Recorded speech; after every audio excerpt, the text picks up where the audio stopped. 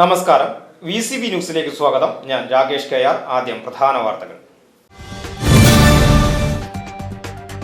കേന്ദ്ര സർക്കാർ നയങ്ങൾക്കെതിരെ സംയുക്ത ട്രേഡ് യൂണിയന്റെ നേതൃത്വത്തിൽ രാജ്യവ്യാപകമായി നടത്തുന്ന 24 മണിക്കൂർ ദേശീയ പണിമുടക്ക് വടക്കാഞ്ചേരിയിൽ പൂർണ്ണം.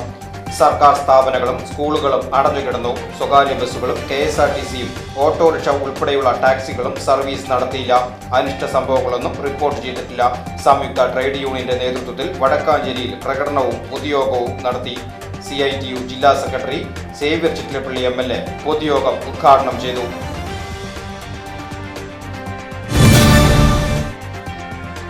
ജൂലൈ 15 നിയോജക മണ്ഡലങ്ങളിലെ പട്ടയമേള നടക്കാനിരിക്കെ തലപ്പള്ളി താലൂക്ക് തഹസിൽദാർക്ക് സ്ഥലം മാറ്റം.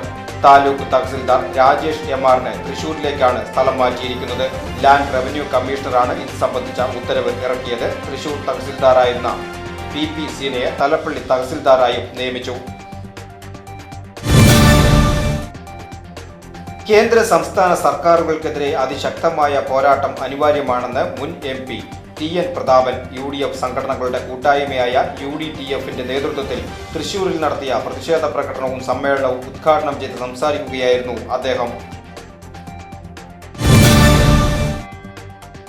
ചേലക്കര നിയോജക മണ്ഡലം പട്ടയമേളയോടനുബന്ധിച്ച് സംഘാടക സമിതി രൂപീകരണ യോഗം നടന്നു.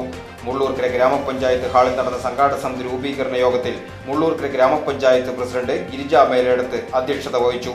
ജൂലൈ 15 ചേലക്കര നിയോജക മണ്ഡലം പട്ടയമേള നടത്തുക. 377 പട്ടയങ്ങളാണ് വിതരണം ചെയ്യുന്നത്.